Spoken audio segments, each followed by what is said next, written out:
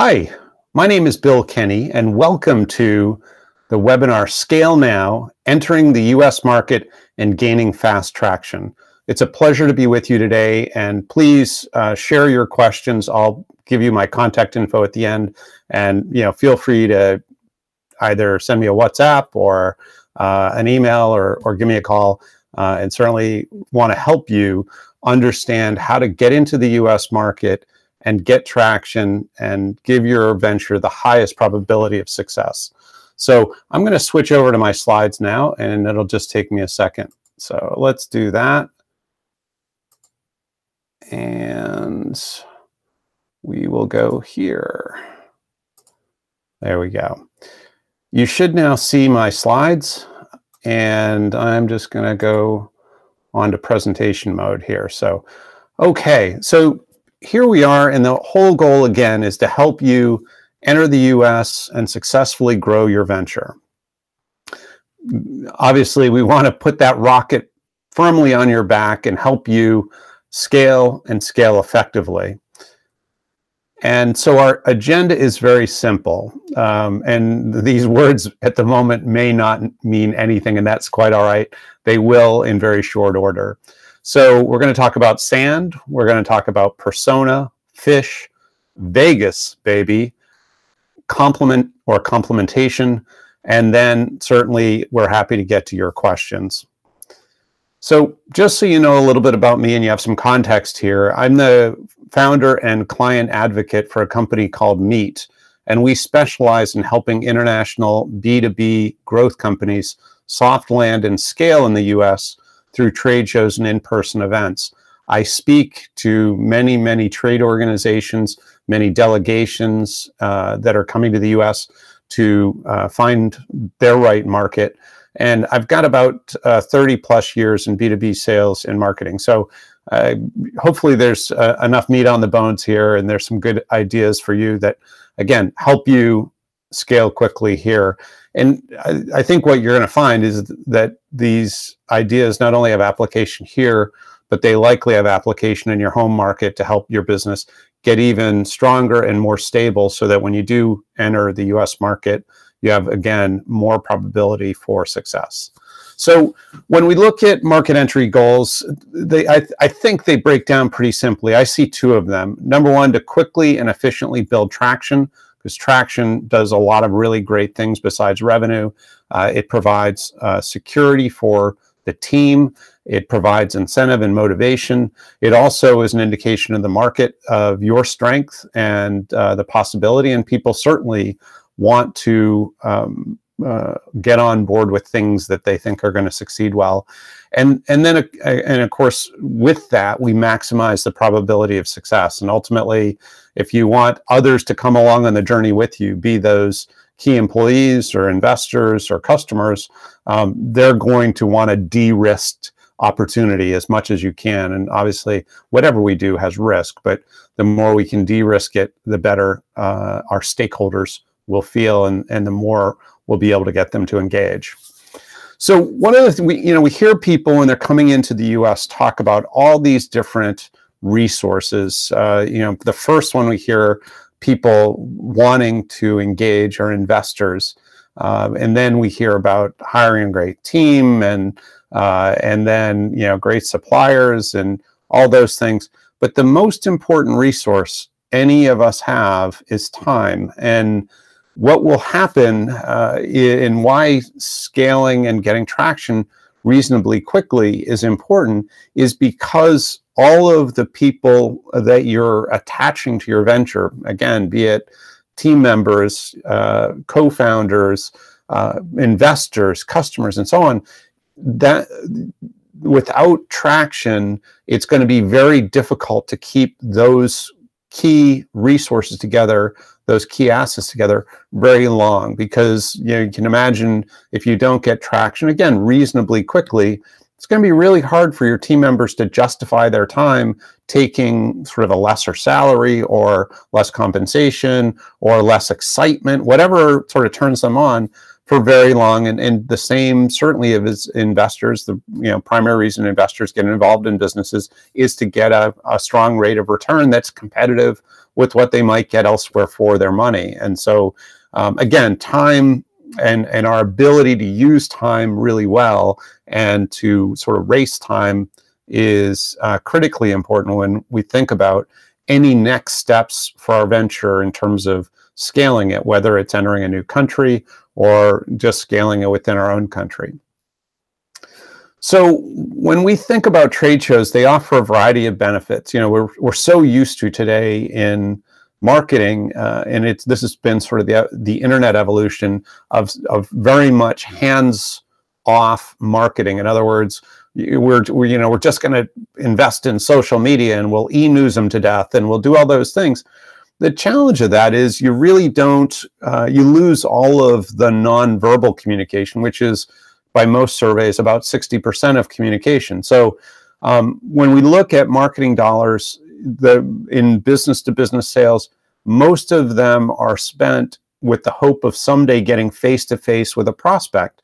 Well, at trade shows, they're there. They're just a subset of the overall population. So essentially, prospects are at trade shows. We have an opportunity to meet them face-to-face. So we have to devise a methodology so that we can identify the prospects within the show. And that's a lot of what our work is. And we'll talk a little bit about that here. But the point really is, again, we go through all these extravagant means to try to meet someone face-to-face. They, in particular, people that we call prospects face-to-face, but they're already in particular events if we target well, and ultimately we can create those face-to-face opportunities with the right process. And so, in business-to-business sales, the primary objective for marketing is to create appointments for salespeople. And so, again, we're going to get to a much greater level of trust and intimacy with someone when we get that face-to-face interaction at a trade show, and that they get into the marketing funnel at a little more accelerated place than they would in some sort of non in-person interaction.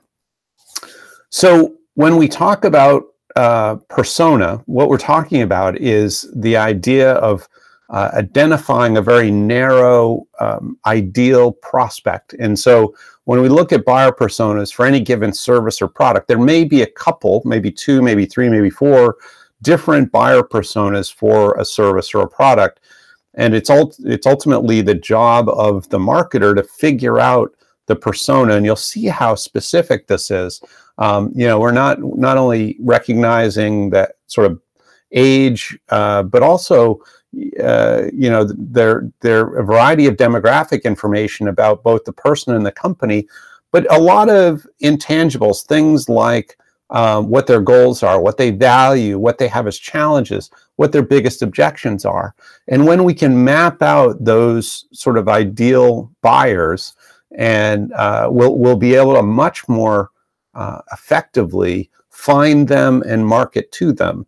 But and I should say that all of this starts as a hypothesis, and so those in sort of the growth type enterprises understand the idea of a hypothesis here. Is a hypothesis is something that we need to prove or disprove, but ultimately our job is to evolve it. We have to sort of assume it's not correct, and so we're going to tighten this up over time. And this looks like it's actually probably gone through a few iterations to get to this level.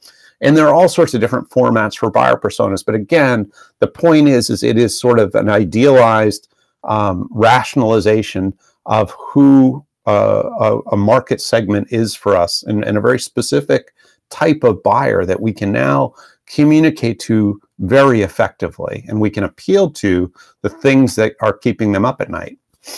So, oh my goodness, now we see all sorts of fish. So when we think about how to market effectively, it's I think entering a new market is an opportunity to relook at how we market. But it certainly, when we come into a new market, having the idea of a buyer persona is really important. So on this on this chart, you'll see literally thousands of fish So this just describes the freshwater fish of America. So lots and lots of fish. To give you a sense of how many fish there are in the world, there are about 20,000 fish in the world. And so when you think about how to market, it's actually really interesting to think about it the way somebody who fishes would think about it. So I get into rooms full of people all the time, and I get the opportunity to speak to them. And one of the questions I ask is, who in the room here fishes? And usually about a third of the people raise their hand and say, I fish. So of course, the next question is when you have decided, you've made the decision that you're going to go fishing, tell me about the next decision you make. So ultimately, that's sort of the first decision after somebody that decides to go fishing. The first decision that they make is, what do I want to catch, right? So once they've decided what they want to catch, which ultimately informs quite a bit, because there are 20,000 species of fish, and then lots and lots, tens of thousands of more subspecies of fish that fall in under that. So maybe there are 100,000 types of fish. So they've selected the one they want to catch. Maybe it's a striped bass, let's say. And so then they decide that second decision they make is, where will I go fishing? Because they have to go where the fish are, right? Or else they should have very little expectation of catching them. The third decision they make is, what am I going to put in the water? What's the bait I'm going to use?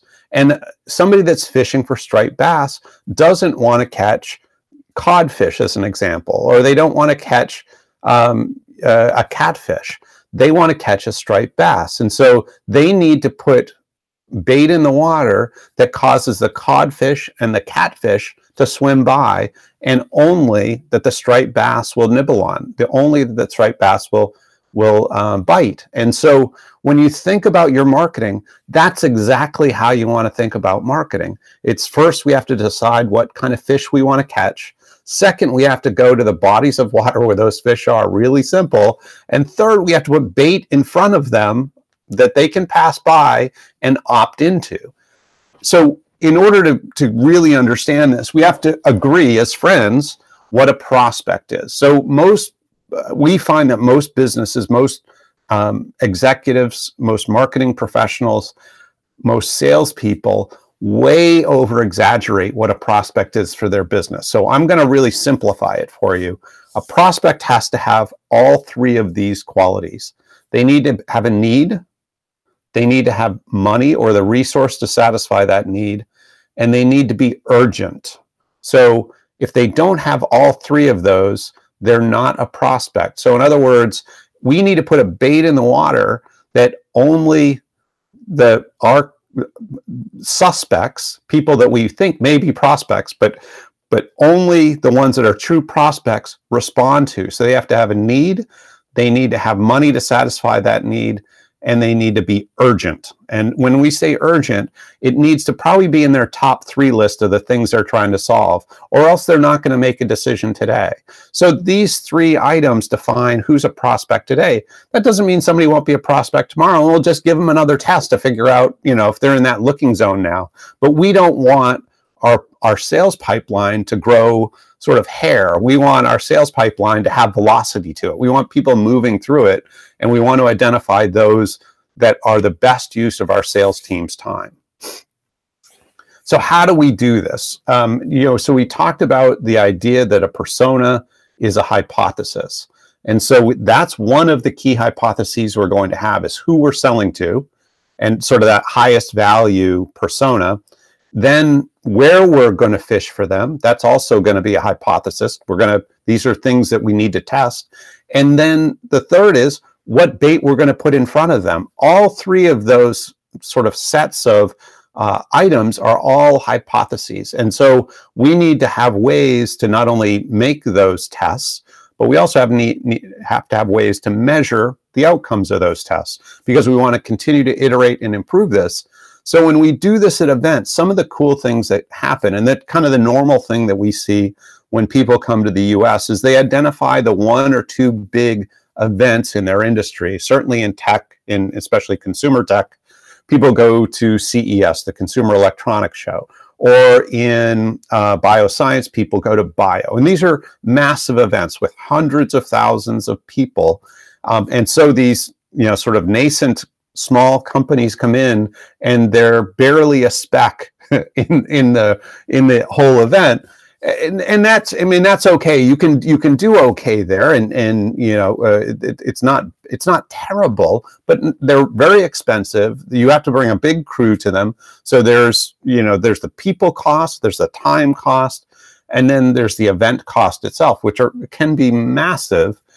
The problem is there's only the much bigger problem. There's just only one of these a year. So you get one data point. So whatever you learn doesn't, you don't get a chance to apply it, really well for another year.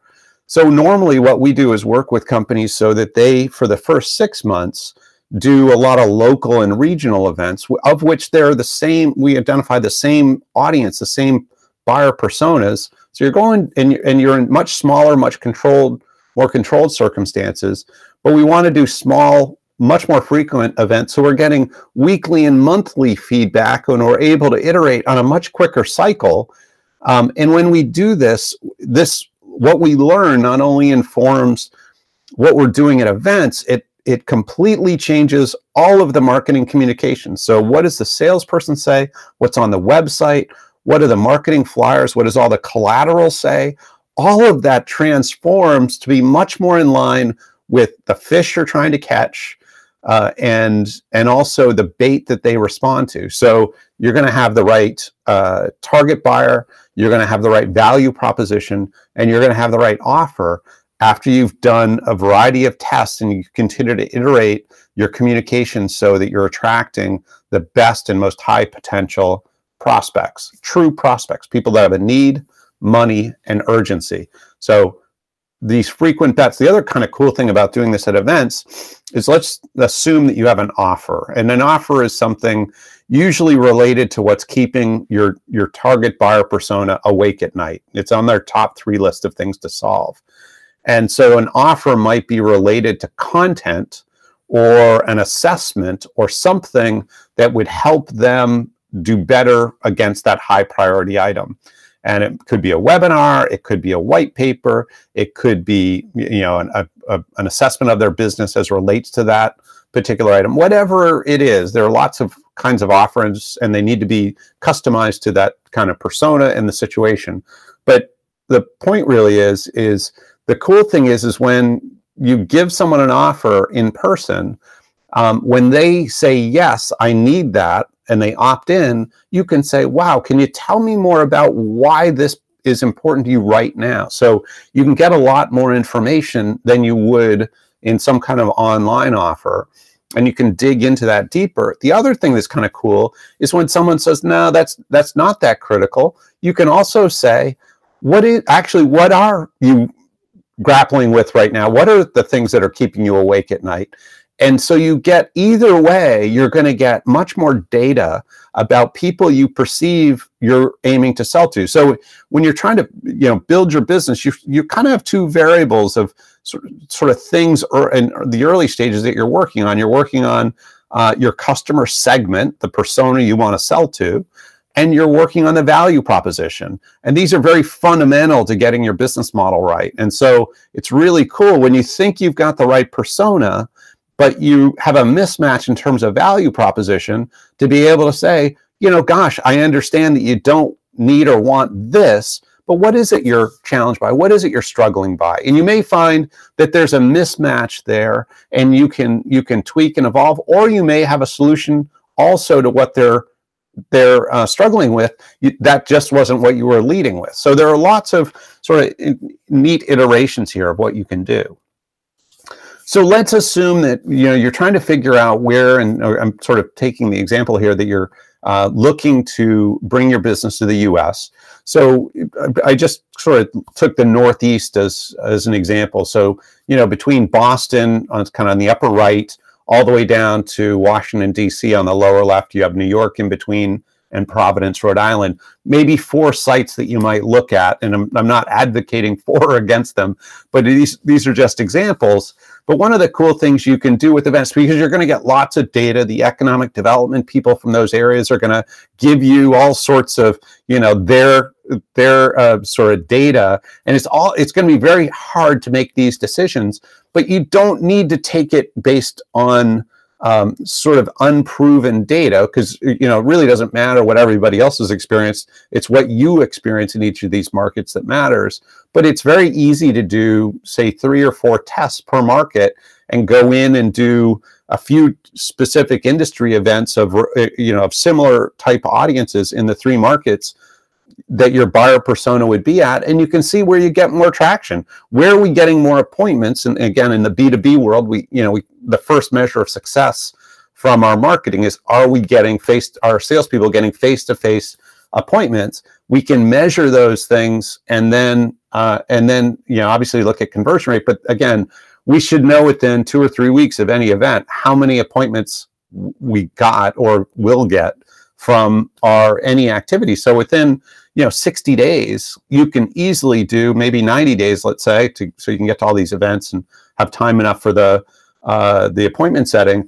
But within, say, 1 quarter, you can get incredible feedback and an impression of which of these markets, at least from an early traction standpoint, would be favorable to move to. And again, it's irrespective of these markets. You can do it anywhere. And so when let's say, for example, we choose Providence, Rhode Island, just to pick one, then in the first 6 months, we would sort of look to stay within, 150, 200 kilometers, which is what this circle is measuring. I think it's 100, maybe 150 kilometers, something like that. It's not very far. It's certainly what you could do in a day trip, and going from Providence to New Haven, actually, that may be 100 kilometers. So it's not far, and easy to do that. In New York, obviously not very much further, but those, you could do Providence to New York as a day trip. It would be a long day, but it's certainly possible, and there's train service. So, but again, the idea here is what are reasonable things that we can do to very quickly scale without all the risk that's often associated with market entry. And not to say there isn't risk, but we can do it on a much lower budget and actually much more effectively than you can by sort of going to Las Vegas and putting it all on red. Instead of one big bet, we're going to make a bunch of small bets. So again, sort of the first 6 to 12 months, the idea is we get into the geography that we've chosen. We want to build strong intimacy with key groups and chapters, the sort of subgroups or regional chapters of these associations that are running the big national and global conferences that are in our industry. And that'll allow us each week or month to do a variety of tests that help us clarify our key buyer personas in this new market, make sure we nail down the value proposition that resonates most with them, and again, the offers that resonate and that they opt into. And when I talk about a value proposition, and I often find that when people share their value propositions, more often than not, I hear business professionals articulating value propositions that are from their own perspective. The only value proposition that matters is the one that comes from your client's perspective. So, we can have a hypothesis personally of what the value proposition is for our product or service, and that's kind of where it starts. But you want to very quickly evolve to value propositions that are articulated by your client. So how do you figure that out? You simply ask, gosh, you've been a customer now for 3 months, 6 months, 12 months. What was your hope when we started doing business of what would happen because we started doing business together? What would change for you? What results were you hoping for because you were going to begin doing business with us? And of course, you can always ask after they articulate that, so that was what you were hoping. What have the results been? And but what they tell you they were hoping is the value proposition. That's what brought them in. And if they sort of fit within the box of the definition of at least one of your buyer personas, then that is the value proposition for that buyer persona. And you may want to test 3 or 4 that fit in that to make sure that you've got, real good understanding of what the value proposition is. But it's the strongest value propositions are absolutely from the customer's perspective. What changes for them because they've adopted your product or service. And then obviously we want to iterate and evolve quickly and sort of measure, sort of measure, test, that kind of thing, and evolve as you go, so that you're continuing to put the right bait into the market, which obviously attracts the best target prospects. So ultimately, if you have a true north, which is the North Star being something that we navigate by, we want to align all of our modes of marketing, our modes of sales with that target persona. So we want to always have the target persona in mind as we're doing any marketing and sales communication at all, and all that development. It's really important to attracting and enrolling and converting those target customers. So we want to go to events that are driven at a local and regional level by these associations. This will change our marketing communication very quickly and ultimately really improve it so that it is much, it's much more efficient. We want to make sure our offers, and an offer real simply is that bait that we put in the water. This is what gets somebody to come, sort of out of the aisle into our booth, which is a lot different than the way a lot of people that exhibit go, right? Most people drag people into their booth. Most, people that are in booths will sort of go out into the aisle and they'll pull people into their booth. They'll say, hey, do you want to sign up for our iPad drawing or whatever? And so that doesn't necessarily identify prospects, right? Because a couple of things. One, if we're compelling them to come in, that's more relational than it is value-based. And the other is, obviously giving away an iPad. I don't know how that helps us qualify. It's not a very good bait for qualifying prospects, unless, of course, you sell iPads. But so few do anymore. They're all, sort of all online. So an offer is the bait we put in the water that brings in the target buyer persona.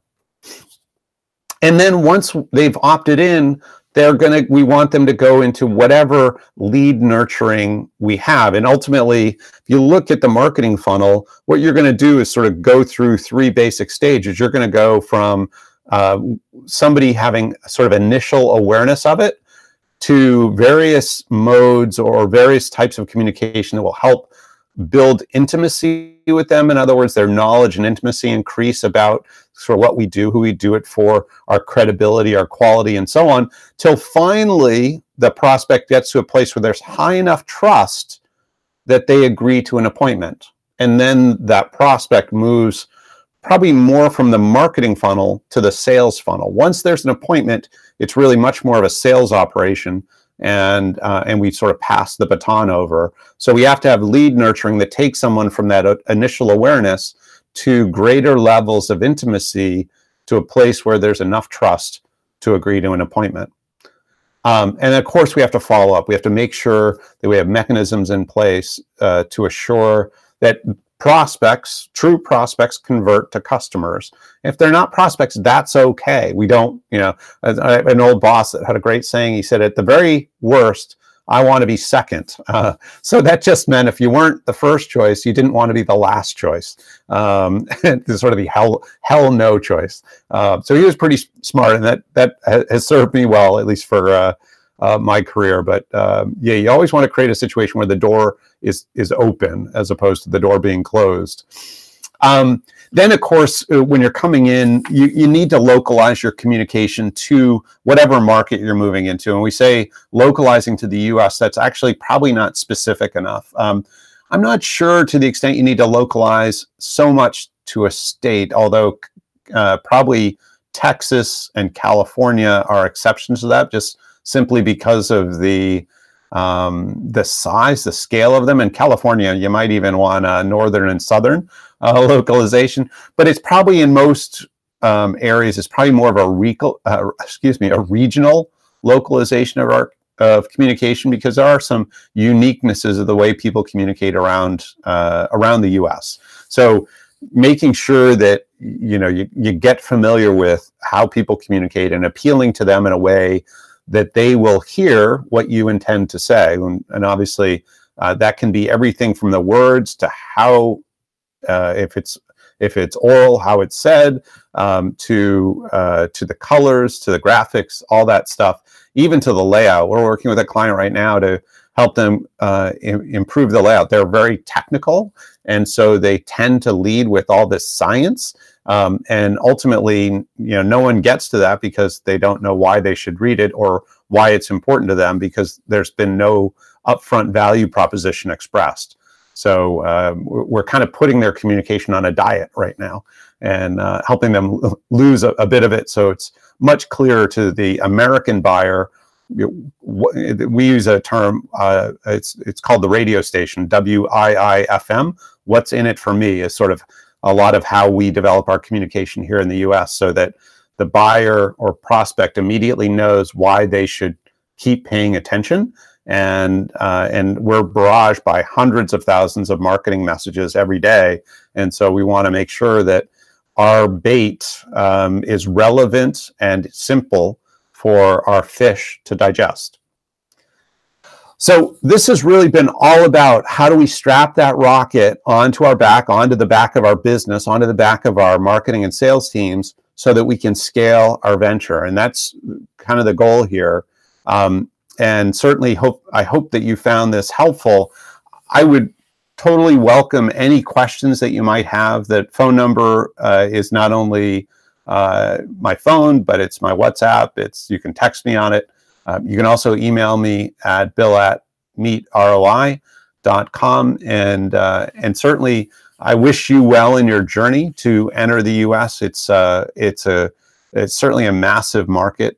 Just looking at the number of citizens versus most other countries in the world, and the level of consumerism that's here, it's certainly attractive, but it's one of those things that you want to come in ready to scale reasonably quickly, so that again it's worthwhile, and you keep your team and be it maybe investors or other stakeholders really committed to what you're doing. And I know you're going to be successful. And again, if there are questions I can help answer, please just let me know. I hope you have a great rest of your day, and I will hopefully talk to you all soon. Bye now.